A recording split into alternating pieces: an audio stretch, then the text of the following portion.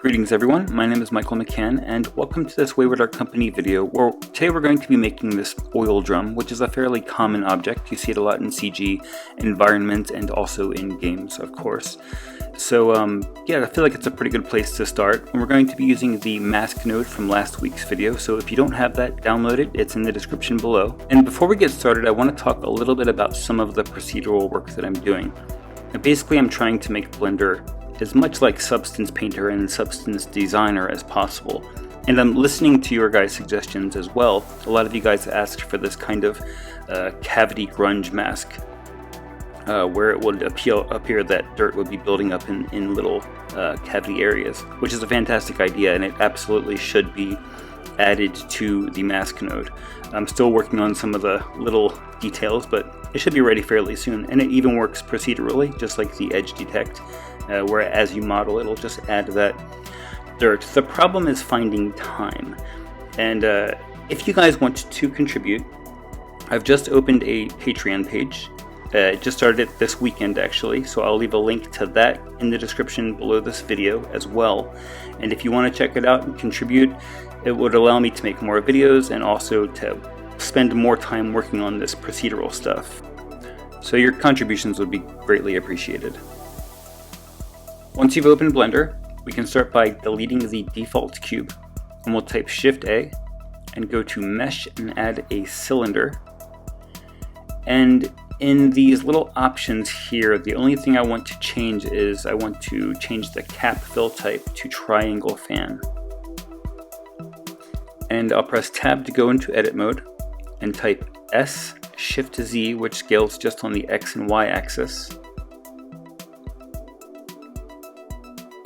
Then I'll go into the front orthographic view, use Ctrl R and scroll up on the mouse wheel to create these 3 edge loops. And it will be easier if we go to the edge select for this next part. And if I hold Alt plus Shift, I can select each of those edges separately and type Ctrl B to bevel them. And if I scroll up on the mouse wheel once, I'll add an additional edge between those bevels. Now once again, I'll hold Alt plus Shift to select those center edges, and then S Shift Z to scale them on the X and the Y axis. Okay, so now we have our detail on the sides. Let's go ahead and select the faces on the top, and we'll press I to inset. We're just creating a very small edge here, and then we'll type E to extrude that down. Now, depending on how your model is going to be presented, you might want to do this the same on the bottom, but in my case I'm just going to delete these bottom faces just to save on texture space. We will be baking these textures out once we're finished the modeling and the texturing. That way it can be used in Eevee or any of the current game engines. So we need to UV unwrap this properly.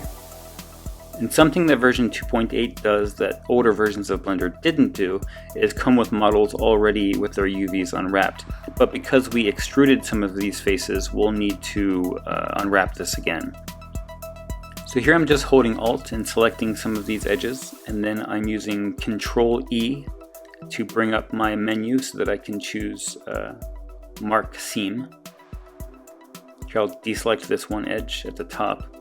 So Control E and then choose Mark Seam. Now this should unwrap pretty well. I can just select one of these faces in the front, which is already unwrapped. You can see the UV over here. So if I just hover over the model and type L, that will select this part of the mesh, and then I can type U and then follow active quads. Now I'll just grab the UVs and drag them to the bottom of the texture space. But I don't like the UVs to come all the way up to the border of that texture space, so I'm just going to scale it in, and that way there won't be any seams when we bake the texture later. So now I'm just typing P to pin those UVs down. Then I'll select this top part of the UVs and drag that up so that it's not overlapping with the other UVs. And I'll pin that down as well. Okay, I think we're ready to start texturing the model. So we need to go over to our shader editor, and we'll make sure that we're in the Cycles render engine to start. And the first thing that you might notice is that the shading is wrong, obviously. So let's go to Object and then Shade Smooth. and that gives a better result, but there's some clear issues, and the best way to fix that is to add a modifier and choose edge split. Now it looks a lot better. The faces that should be flat are flat, the faces that should be smooth are smooth, but there are still these sharp areas, and there's a really easy way to fix that. You could of course use a subdivision surface or a multi-resolution modifier, but we're not going to do that in this case. We're going to be using one of Blender's newer features. So let me just move my lamp in front of the model, and we can turn off the overlays so that we don't have those distractions. I'm also going to add an HDRI to the environment, because when you're working with PBR, physically based rendering, you'll always get a better result if you're using HDRI to light your scene. Aside from the lighting being more accurate, you also get things like reflections, so the material will look a bit nicer. So now let's give our object a material. And the way that we're going to get rid of these sharp edges is with the bevel node. So we'll type Shift A and go to Input, and then choose Bevel.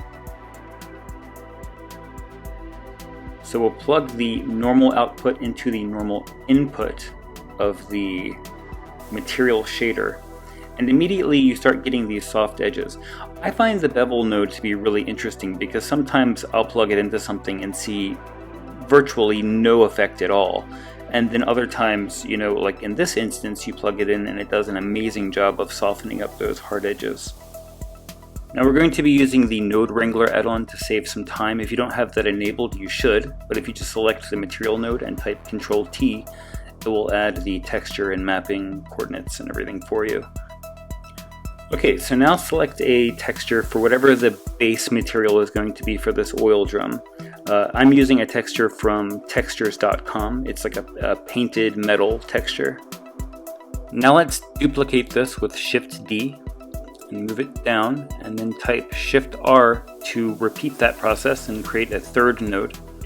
And we'll change these to non-color data. So the only one using color data is the first node.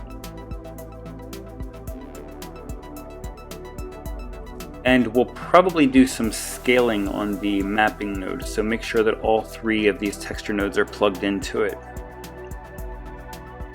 Now for the second texture, I'm going to open the roughness map for that painted metal. And we'll plug it into the roughness input. And now we're going to open the normal map for that texture. And before we add it, we need to type Shift A and go to Vector Normal Map.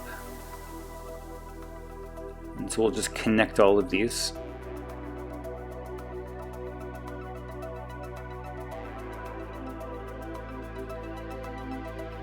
And now let's scale this texture to be a bit larger. So we'll do 5 and 5 on the X and Y axis, and that looks a lot better. Now if you click on these little triangles in the corner, you can collapse these nodes. And I'm going to box select them and then type Shift-D, which duplicates all three. And so now I can reopen this one that I just duplicated. Now I'm going to select the rust texture that I have saved. And then in the next one I'll do the corresponding the roughness map for that rust. And then on the third, finally, again, just with the normal map.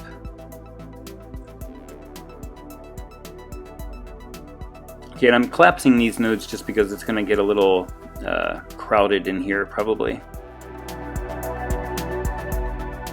Okay, so now let's start combining these textures together. If I hold Alt and I right-click and drag them together, then they will be combined with a Mix RGB node. Okay, so now we need our mask node. So to get that, go to File and then choose Append, and then find wherever you downloaded that blend file to. Then we'll select Node Tree and then click Mask, and then we'll append that from the library. So now if I type Shift A and go down to Group, here at the bottom we have the mask node. So I can just expand this so that everything is a little more clear. And the first thing that we want is the edge mask to be the factor of each of these mix RGB nodes.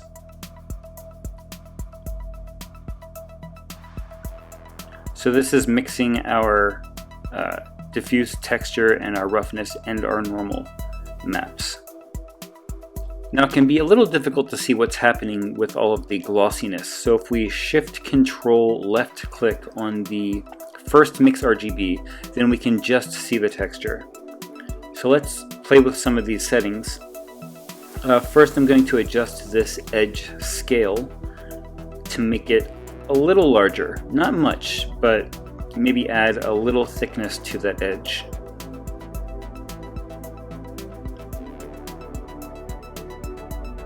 Okay, so that looks okay. Now I'm going to add a little bit of edge noise. Too much of this will create a lot of distortion, but I'm just trying to create a lot of unevenness in how thick that I really love these Blender Nation notifications, they're cool. But I'm just trying to create a little bit of unevenness in the thickness of that edge, which is really good for the edge noise. Now we can create a little more extra detail with the edge scratches. Again, I'm not going to crank this up too high. I'm going to use a value of 0.35, looks pretty good. Although sometimes when you use a lot of the edge scratches, some of those edges that are close together start to blend a little too closely together. So maybe we'll take this down slightly to 0.3. Okay, so now let's move on. We're going to add some more detail to this model. So to do that, we need to duplicate this first mix RGB node with Shift D, and then we'll just drop it right in, and we'll connect this rust texture to the bottom input. And now if we go back to the mask node, this time we're going to use the leaking mask as the mix factor. And if we come down and look at some of our settings, we have just the 2, but we're only going to be using the leaking amount. And I'm just going to take this up a little bit to extend the length of those of that leaking effect. And I like the way that that looks. So now I can duplicate this mix RGB and the one for the normal map as well. Let's just make some more room here. So just duplicate these with Shift D and drop them right in. And we'll plug the roughness map and the normal map into the bottom inputs of each, and then use the leaking mask as the mix factors for those as well. Okay, and now we have some pretty cool PBR stuff happening. Everything's glossy where it should be and rough where it should be, and the normal maps are mixed nicely. But something you might have noticed is that there's no edge detail here along the bottom. And the reason for that is because I deleted those faces on the bottom of the model. So there's no edge or corner there for the edge detect to find. But if I extrude that edge in, now you can see that the edge starts to appear. But let's use Ctrl Z to undo that. Instead, we're going to find another way to add that rust detail along the bottom. So we need to duplicate again this mix RGB node, and we'll do it for the roughness and the normal map as well.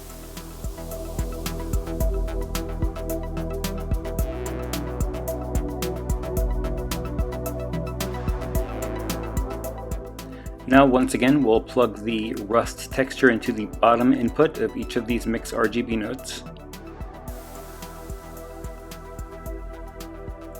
And this time we'll use the ground dirt mask as the mix factor for each one of those mix RGBs.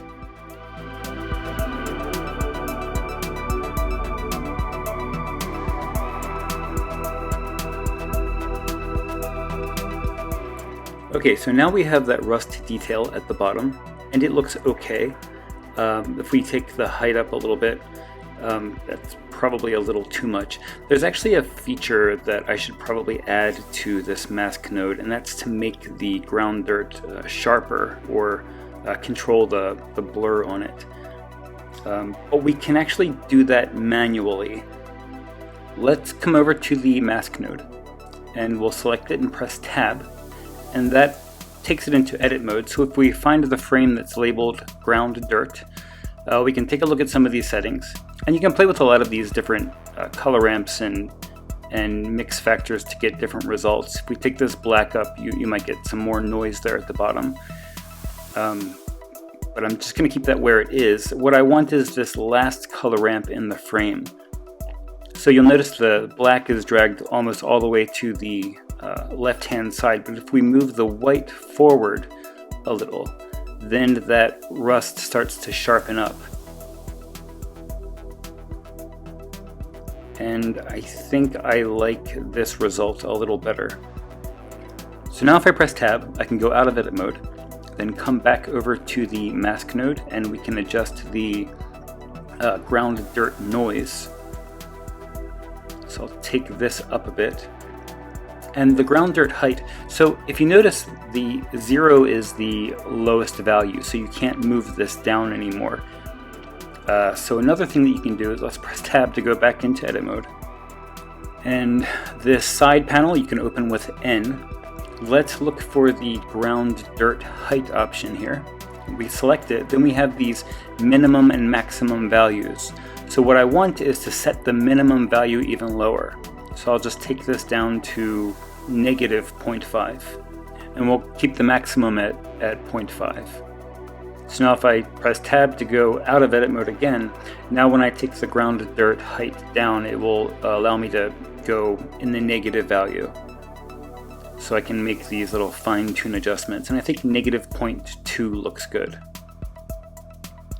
Now let's add a bump node. We're going to put this between the normal map node and the bevel node. So we'll just type Shift A, go to Vector, and then choose Bump.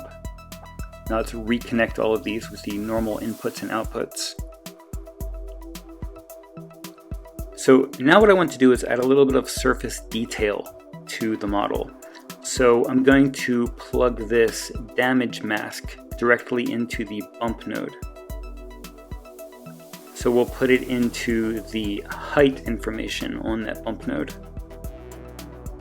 Now there's of course already some detail from the normal maps, but this will create just a little extra surface detail that I think looks nice. So I can just adjust the scale, and it's probably a little hard to see. Probably if we take the damage fade up, then it will be more noticeable. There we are, we can see it now, but that's a little heavy. I'm trying to create the effect that the surface wasn't completely smooth when it was originally painted, so perhaps there's rust underneath of the paint, or you know, just that extra element of realism I think looks good. Okay, so let's add all of our texture information to a viewer node. And what I want to do now is create a little opening at the top, the part of the oil drum that you pour the oil from, I suppose. So let's select all of these faces that make up that top of the model, and we'll just duplicate it with Shift D. Now I'm going to scale this in to be quite small, and I'll type GY to grab it and move it on the Y axis.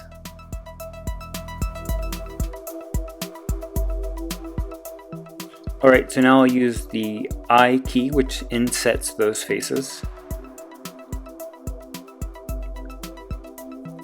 And now what I want to do is grab it and move it on the Z axis. Then I'll use the inset tool again and extrude it down. And just like we talked about in the last video, that will procedurally, add that edge detail. So what we need to do now is we need to unwrap that part of the model that we just created. So let's go back to our UV image editor, and we can select these faces and then type Control E. and then choose Clear the Seam. And in the UV image editor, we'll hit Alt-P, and that will clear the pinning as well. So now we can just unwrap those faces.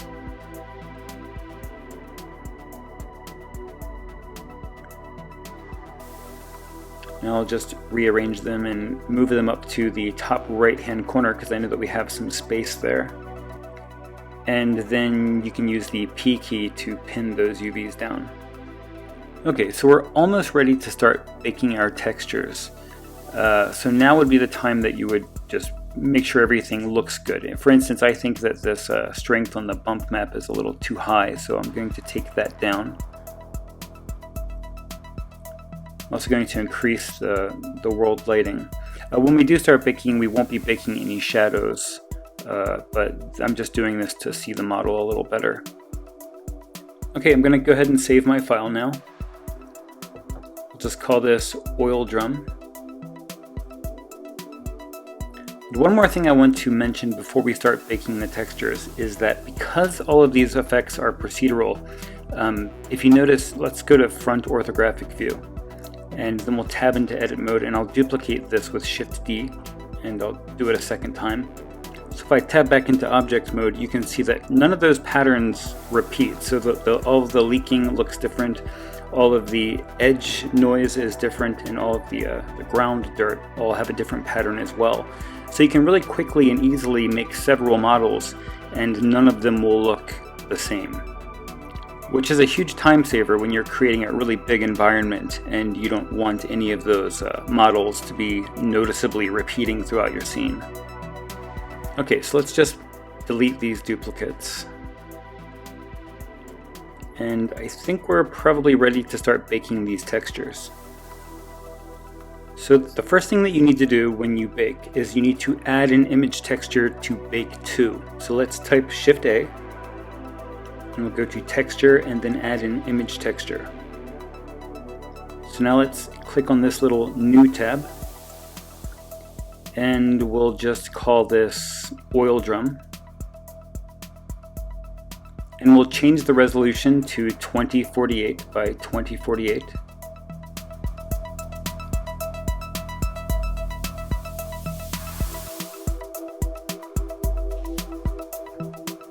And we don't really need our outliner up here since we're not working with multiple collections, so let's turn this into the UV image editor instead.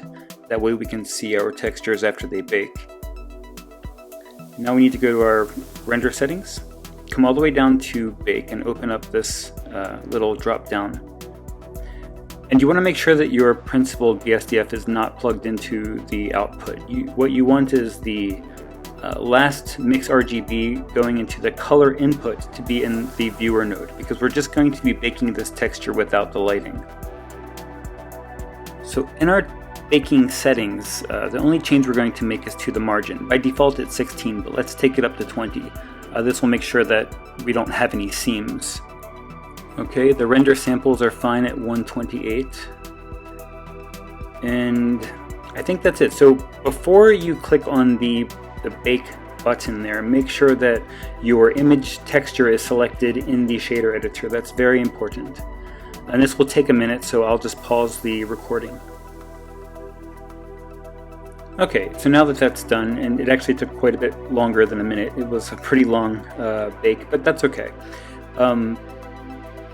We need to save this image, so go to Save As. And then you can just rename this anything, oil drum _ diffuse or texture or whatever makes sense for you. And then save as image. So now we're going to select this last mix RGB going into the roughness, and we're going to add that to the viewer node. I think I mentioned, but it's Control-Shift left click to add a node to the viewer node. And then again, just make sure that that texture node is selected and then click Bake. And I'll be right back when that's finished. Okay, so now we have our roughness map. We need to save this as well. So we'll come up to Image, Save As. And you notice that this is highlighted in red, so you have to rename it or else you'll save over the original texture that we baked. We'll just call this one Oil Drum _ roughness. And now we're going to make one more texture, but it's not going to be a color texture, it's going to be the normal information. So let's switch this from combined to normal, because this will actually bake all of the information from each one of these normal maps that we added, but also it will bake all of the other information going into that normal information as well, such as so you have the normal maps, and then you have all of that bump detail, and then even the normal information from the bevel shader will be added too, so you'll get these nice soft edges in the normal map. So let's plug the principled shader back into the output, because I think it has to be for all of that normal information. And then we'll select that texture node again.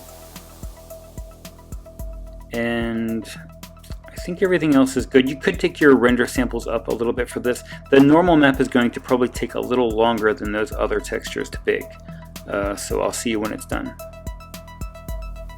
Okay, so now we have all of that normal information baked to a texture, and we need to save this. So we'll just call this oildrum_normal.